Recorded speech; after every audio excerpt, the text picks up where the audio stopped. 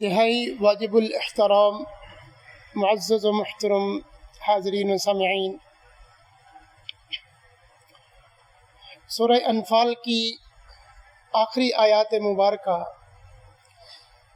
ہمارے آج کے موضوع سے متعلق ہیں۔ آج کے ٹاپک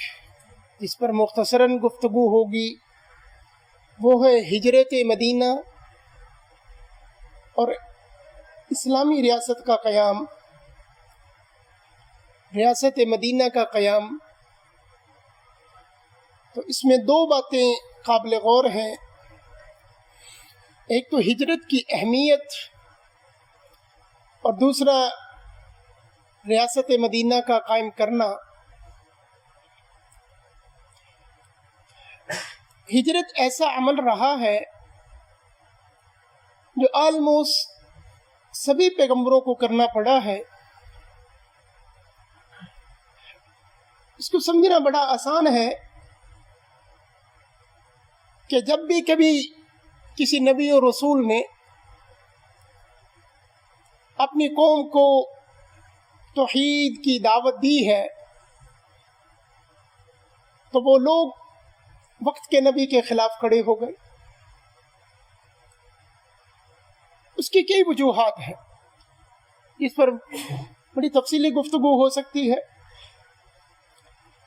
ایک وجہ اس میں سے یہ ہوتی ہے کہ اللہ پیغمبر بناتے ہی اس شخص کو ہے جو اسی علاقے کا رہنے والا ہوتا ہے۔ اب ہوتا یہ ہے کہ لوگ پہلے سے موجود کسی مذہب، کسی عقیدے پر چل رہے ہیں، تو جب ان کے پرانے عقیدے پر زد پڑتی ہے، ضرب لگتی ہے، ان کو اکثر غلط کہہ دیا جاتا ہے تو وہ بفر جاتے ہیں کہ ہمارے بڑے جو تھے وہ سارے کے سارے غلط ہی تھے، اور اب جو ایک ہستی آئی ہے، ایک شخصیت آئی ہے، بس یہی ٹھیک ہے، ان کے علاوہ سارے ہی غلط ہیں۔ قرآن نے اس کو بیان کیا، جب بھی ان سے بات کی گئی کہ بھئی اللہ اور رسول کی بات مانو، کہتے لقد وجدنا آباءنا، اسی تہاڈی گل کس طرح مان لئیے، ساڑے وڈے تے سارے اس طرح ہی رہے، کیسے ہم آپ کی بات کو مان لیں؟ ہم نے اپنے بڑوں کو اسی طرح سے پایا تھا، اسی طور طریقے پر، تو پھر آپ نے آ کر ایک نئی بات شروع کر لی۔ یہی سننا پڑا ہے حضرت نوح علیہ السلام کو۔ بالآخر طوفان نے آ کر یہ فیصلہ کیا کہ یہ صحیح تھے اور جو نہ ماننے والے وہ غلط تھے۔ یہی سلسلہ جد الانبیاء حضرت ابراہیم علیہ السلام کے ساتھ ہے۔ مقام ار میں پیدا ہوئے عراق میں، تو وہاں سے نکل کر فلسطین ہے، اور اسی کا ایک نتیجہ وہ مکہ المکرمہ یعنی عرب کے علاقے کو بھی جانا پڑا۔ وجہ یہی تھی، گھر میں بت پرستی، رشتہ دار بت پرست،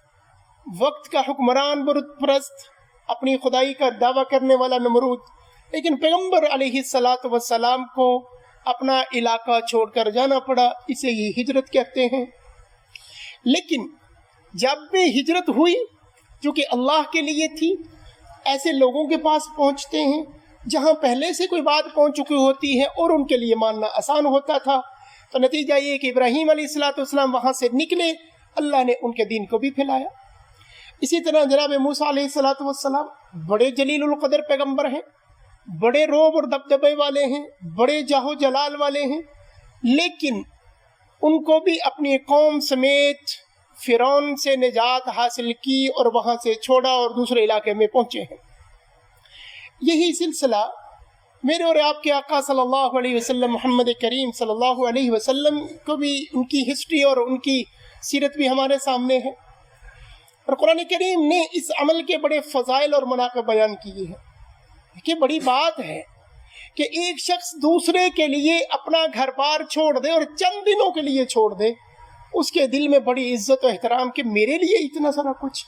اور یہاں کیا ہے، رشتہ دار بھی چھوڑ دے، مال اسباب بھی چھوڑ دے، بعض لوگوں نے بیوی بچے بھی چھوڑ دیے، صرف اپنے آپ کو لے کر گئے۔ تو وہ اللہ جس کے لیے اتنی بڑی قربانی کوئی شخص دے رہا ہو، اللہ ان کی قدر کیوں نہ کرے گا اور ان کا عزت و احترام اللہ کے سامنے کیوں نہ ہوگا۔ مثلا ابو بکر رضی اللہ عنہ مکے میں چیف جسٹس ہیں، مدینہ طیبہ میں جاتے ہیں تو کھانے کے لیے بڑا لالے پڑے ہوئے ہیں، مشکل سے وقت گزر رہا۔ عثمان ابن عفان مدینے کے سربراہوں میں شمار ہوتے ہیں، لیکن جناب رسول اللہ صلی اللہ علیہ وسلم کی اور دین کی محبت میں مکہ چھوڑ کر اور وہ مدینہ طیبہ چلے جاتے ہیں، یعنی اپنا سب کچھ چھوڑ دیا۔ تو اسی لیے تو قرآن ایسے لوگوں کی کہ والذین آمنوا وہاجروا، وہ لوگ جو ایمان لائے اور ہجرت کی، ان کے تذکرے کر رہا ہے، ان کی فضیلتیں بیان کرتا ہے جنہوں نے اللہ کے دین کے لیے یہ سب کچھ چھوڑا۔ رحمت دو عالم صلی اللہ علیہ وسلم نے مکے میں جب بات شروع کی تو قوموں کے پرانے رویوں کے مطابق وہی بات کہ یہ نیا دین، یہ ایک نئی بات، نامنوس تھے ان باتوں سے، ایسی گفتگو سے، ایسے احکام ان کو پتہ ہی نہیں تھے مکہ والوں کو، تو وہ مخالفت پہ اتر آئے۔ تو یہ مخالفت 13 سال تک چلی، بالآخر رحمت دو عالم صلی اللہ علیہ وسلم کو اللہ کی طرف سے یہ حکم ہوا کہ آپ اپنے دوستوں کو یہ کہنا شروع کر دیں کہ آپ یہاں سے کہیں دوسری جگہ تشریف لے جائیں۔ اس سے پہلے ہجرت حبشہ رہی 2 مرتبہ، وہاں پر بھی حضرت عثمان اور ان کی اہلیہ یعنی رسول اللہ صلی اللہ علیہ وسلم کی بیوی کی پہلی بیوی جو ہیں سیدہ خدیجہ، ان کی اولاد میں سے ایک بیٹی ہیں جو حضرت عثمان کے نکاح میں ہیں اور وہ ساتھ ہجرت فرما جاتی ہیں۔ اکا دکا کر کے یہ لوگ جا رہے ہیں، کفار کو یہ بات بھی پسند نہ آئی۔ جب یہ یہاں پر اپنا پیغام ان کا ہم نے نہیں زیادہ پھیلنے دیا تو یہ دوسروں علاقوں میں جا کر یہ مضبوط ہو جائیں گے، یہ قوت پکڑیں گے، تو لہٰذا یہ بھی نہیں اب ہونا چاہیے۔ اب اگر ان کو پتہ چلتا کہ کوئی شخص ہجرت کرنا چاہتا ہے، حالانکہ ان کو تو خوش ہو جانا چاہیے تھا کہ یہ جو لوگ یہاں پر نیا دین لے کر آئے ہیں یہ یہاں سے چلے جائیں گے، ہم امن و سکون میں آ جائیں گے، لیکن وہ یہ سمجھ گئے کہ نہیں، ایسا نہیں ہونے والا، یہ دین رکنے والا نہیں ہے، یہ تھمنے والا نہیں ہے، اس کا مزاج بڑا سادہ ہے، اس کی بات بڑی حقیقت پر مبنی ہے۔ یہ کہتے ہیں کہ بدکاری نہیں ہو سکتی، تو یہ تو ٹھیک بات ہے۔ یہ کہتے ہیں صلہ رحمی ہونی چاہیے، یہ بھی ٹھیک بات ہے۔ یہ اس پیغمبر کے دین میں قتل و غارت نہیں ہے، یہ بات بھی ٹھیک ہے۔ یہ کہتے ہیں کہ جس اللہ نے بنایا اسی کے سامنے جھکو، یہ بات بھی ٹھیک ہے، تو لہذا یہ دین نہیں رکے گا۔ بالآخر وہ اس نتیجے پر پہنچے، کیوں ایسا نہ ہو کہ یہ جو دین لے کر آئے ہیں معاذ اللہ ان کو ہی جان سے ختم کر دیا جائے، ان سے چھٹکارا حاصل کریں گے، بعد والے کچھ دیر تک ساتھ چلیں گے، پھر آخر یہ بالآخر ختم ہو جائے گا دین، اور بڑے خوش ہو جائیں گے کہ ہم نے جو دین پایا تھا باؤ اجداد سے ہم اسی پر قائم رہیں گے۔ اور اس کے لیے پلاننگ یہ کی کہ قبائل کے نوجوان جمع کیے مختلف قبائل سے، تاکہ بنو ہاشم لڑنا بھی چاہیں حضور کا جو خاندان ہے تو وہ کس کس قبیلے سے لڑیں گے۔ پھر نتیجہ کیا نکلے گا؟ یہ بات نکلے گی چلیں جی خون بہا، دیت، جرمانہ لے لو کہ ہمارے ایک شخص کو آپ نے قتل کیا تو لہذا اس کا جرمانہ دے دو، تو جرمانہ ہم دے دیں گے، ہمیں اس میں کیا مسئلہ ہے۔ ادھر اللہ کی طرف سے بھی حکم آ چکا کہ تم جو تدبیریں کرتے ہو نا وہ تمہاری تدبیریں بڑی کمزور ہیں، تم خود نہیں آئے، تمہیں تو بھیجا گیا ہے، میں اللہ احکم الحاکمین، میں نے ان کو پیغمبر بنایا ہے اور میں تمہیں بچا کر بھی دکھاؤں گا اور اپنے دین کو نافذ کر کے بھی دکھاؤں گا۔ ادھر سے یہ پلاننگ کہ شہید کر دیا جائے، لوگ جمع ہو کے گھر کے دروازے پر رات بھر انتظار کرے کہ صبح، یہ لوگ دوسروں کے گھروں میں گھس کر مارنا یہ ٹھیک نہیں سمجھتے تھے، یہ رات بھر دروازے پہ رہے، اندر نہیں گئے۔ لیکن اب اللہ کا حکم بھی یہ ہوا کہ جناب رسول اللہ صلی اللہ علیہ وسلم کو وہیں سے نکالنا اور رات کے اسی پہر میں نکلنا ہے۔ کہ حضرت علی المرتضیٰ رضی اللہ عنہ جو حضور کے چچا زاد بھائی ہیں اور پھر آگے چل کر داماد بھی ہیں اور حضور پاک صلی اللہ علیہ وسلم کے گھر میں پرورش بھی پاتے ہیں، بہت سارا ٹائم بچپنا جناب ابو طالب کے گھر میں اور اس کے بعد حضور کے گھر میں آ گئے، حضور کے بھائی بھی ہیں، چچا کے بیٹے ہیں، تو ان سے کہہ دیا کہ آپ کچھ امانتیں ہیں صبح کو لوگوں کو واپس کرو، اللہ کی طرف سے حکم ہے۔ اور باہر نکلے تو یہی آیت سورہ یاسین کی وَجَعَلْنَا مِن بَيْنِ أَيْدِيهِمْ سَدًّا وَمِن خَلْفِهِمْ سَدًّا، اللہ نے ان کے آگے بھی دیوار کر دی، ان کے پیچھے بھی دیوار کر دی، ان کو نظر ہی نہیں آ رہا، انہی کے درمیان میں سے رحمت دو عالم صلی اللہ علیہ وسلم نکلے ہیں۔ اور جب نکلے تو اب پھر وہی پرانے دوست جو بچپن کے ساتھ تھے اب بھی انہی کے ساتھ، جنہیں صدیق اکبر رضی اللہ عنہ ابو بکر صدیق کہا جاتا ہے، اور وہ حضور پاک صلی اللہ علیہ وسلم کا مزاج بھی سمجھتے ہیں، انداز بھی سمجھتے ہیں، محبت بھی کرتے ہیں، سب کچھ نچھاور کرنے کے لیے تیار ہیں۔ اب اسی ابو بکر کو ساتھ لیا، وہاں سے دونوں سواریوں کے ساتھ وہ ایک راستے کے مختلف واقعات ہیں تو غار ثور میں پہنچتے ہیں۔ ثور عربی میں بیل کو کہتے ہیں، تو وہ بیل کی طرح ذرا لمبی سی غار پہاڑی کے اوپر کر کے جناب ابو بکر رضی اللہ عنہ ساتھ لے کر چلے گئے ہیں۔ اور آپ رضی اللہ کے جو بچے ہیں صبح کو آ کر کوئی خبریں دے جاتا ہے، کوئی دودھ پلا جاتا ہے، بکریاں لا کر کوئی کھانا وانا لا دیتا ہے، تو پورے گھر کی خدمات ساتھ شامل رہی، صرف ابو بکر رضی اللہ عنہ ہی نہیں رہے۔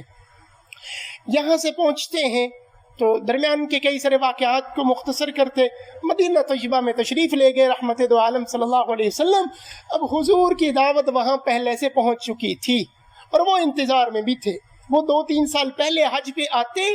آپ کا پیغام سنتے، مسلمان ہوتے، واپس جا کر اس کی دعوت و تبلیغ شروع کر دیتے۔ اس پیغام کو، دین اسلام کو مدینہ میں پھیلنا شروع ہو گیا۔ اب وہاں ایک تعداد تھی مسلمانوں کی اور وہ انتظار میں تھے، اور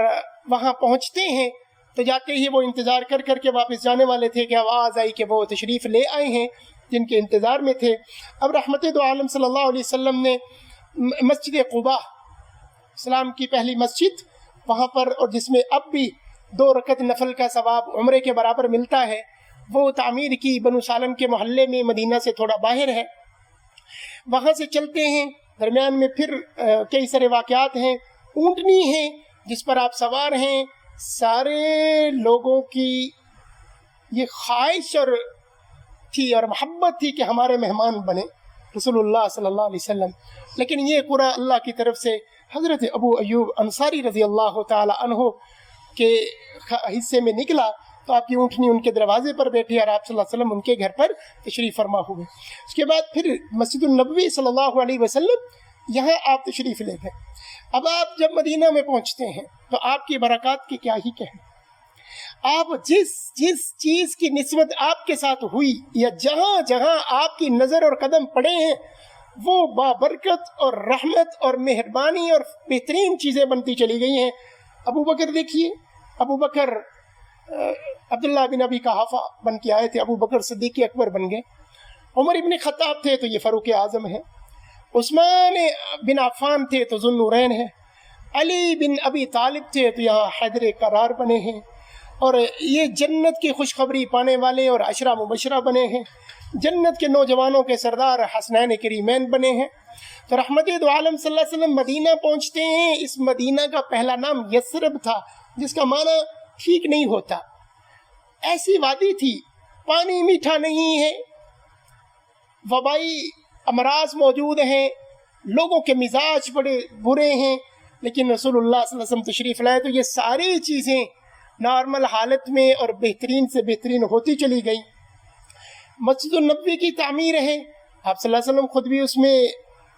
حصہ لے رہے ہیں تعمیر کے اندر۔ تو ہجرت کے بعد یہ ایک ایسا ٹرننگ پوائنٹ ہوا کہ اب دین تیزی کے ساتھ پھیلنے لگا۔ ہجرت کی اہمیت کا اندازہ کہ اس واقعے سے بھی کہ بہت سارے واقعات پہلے ہوئے، اور اگر ہجرت کو درمیان سے نکالا جائے تو ہسٹری کچھ بچتی نہیں ہے، کیونکہ عربوں کا طریقہ یہ تھا، وہ اپنی تاریخ کو یوں یاد رکھتے تھے کہ کوئی بڑا حادثہ ہو جائے اسی کے نام کے ساتھ یاد رکھتے تھے۔ جیسے حرب فجار، ایک لڑائی تھی جو دعویٰ نبوت سے پہلے تھی، اور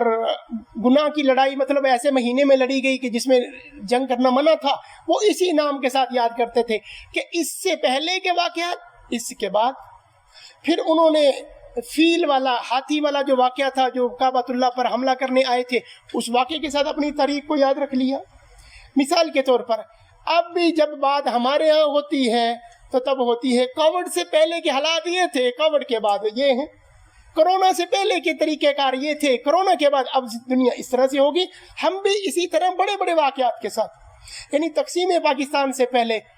اور ہندوستان کی تقسیم سے پہلے بر صغیر میں یہ ہوتا تھا، انگریز کی حکومت میں یہ ہوتا تھا، اور تقسیم کے بعد یوں ہی بڑے واقعات تھے۔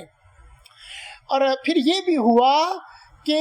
مکہ کے 13 سالوں کو بھی یوں ہی بڑے بڑے واقعات کے ساتھ یاد کیا جاتا تھا۔ مثلا نزول قرآن کا واقعہ تھا، پھر اس کے بعد آپ صلی اللہ علیہ وسلم کے دعوی اعلان نبوت کا واقعہ تھا،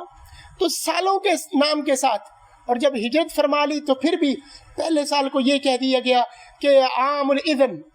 کہ اجازت مل گئی آپ کو یہاں سے جانے کی۔ پھر اذن القتال، اگلا سال کیا تھا کہ آپ کو جنگ کرنے کی، جہاد کرنے کی اجازت مل گئی، اس نام کے ساتھ یاد کر لیا۔ تیسرے سال کو غزوہ بدر کے ساتھ یوم الفتح، عام الفتح کے نام کے ساتھ یاد کر لیا۔ سالوں کے ساتھ یوں اس کو یاد رکھا جاتا تھا، لیکن پھر وہ اسلام کے بڑے جرنیل سیدنا عمر ابن خطاب رضی اللہ تعالی عنہ تشریف لائے، اور اللہ نے ان کی اجتہادی بصیرت، جن کے بارے میں رسول اللہ صلی اللہ علیہ وسلم فرماتے ہیں، خصوصیات کو دیکھیں تو ایسی خصوصیات کے مالک عمر کہ نبیوں والی خصوصیات عمر ابن خطاب میں ہیں۔ اب میرے بعد چونکہ حضور نے فرمایا نبی آنا کوئی نہیں،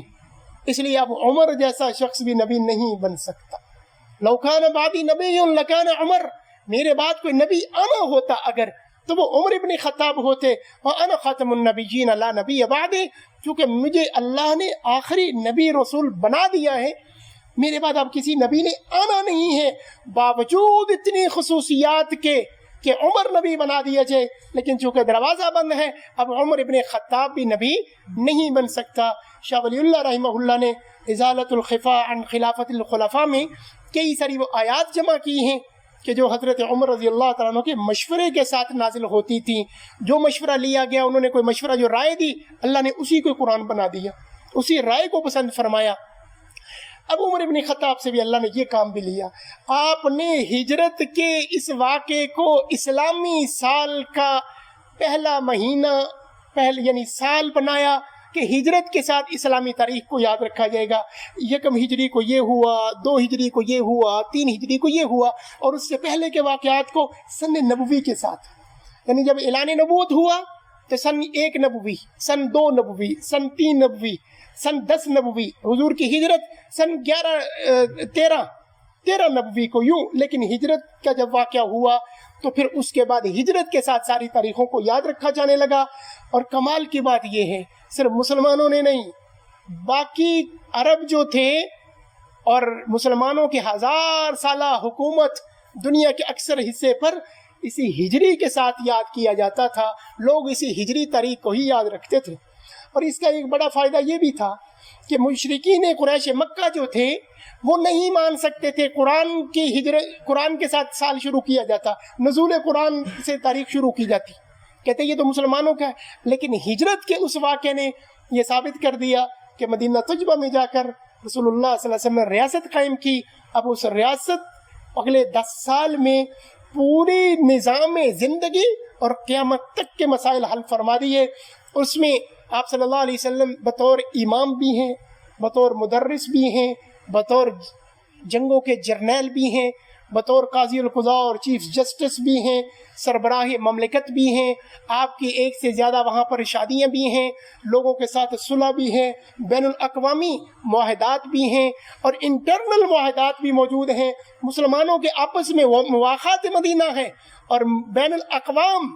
مدینہ میں رہنے والی دوسری اقوام کے ساتھ، جن میں یہود بھی ہیں، نصارہ بھی ہیں، دوسرے لوگ بھی ہیں، اور ان کے ساتھ جو معاہدات ہیں وہ میثاق مدینہ کے نام کے ساتھ۔ آج بھی اگر ہجرت کو اور ہجرت کے بعد کی اسلامی ریاست کو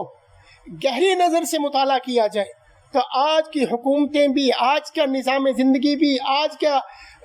ریاست کا نظام بھی بہتر ہو سکتا ہے۔ جن اصول اور ضابطوں پر رحمت دو عالم صلی اللہ علیہ وسلم نے داخلی امور کو طے کیا اور جن اصولوں پر آپ نے خارجی امور کو، لوگوں کے ساتھ اپنی سفارتی تعلقات کو قائم کیا، اللہ رب العزت سے دعا ہے کہ اللہ ہمیں قرآن کریم، رسول اللہ صلی اللہ علیہ وسلم کی احادیث اور آپ کی سیرت کو گہری نظر سے مطالعہ کر کے عوام اور خواص، انفرادی اور اجتماعی طور پر، اور اس کو زندگیوں میں لانے کی توفیق نصیب فرمائے۔ وآخر دعوانا ان الحمد للہ رب العالمین۔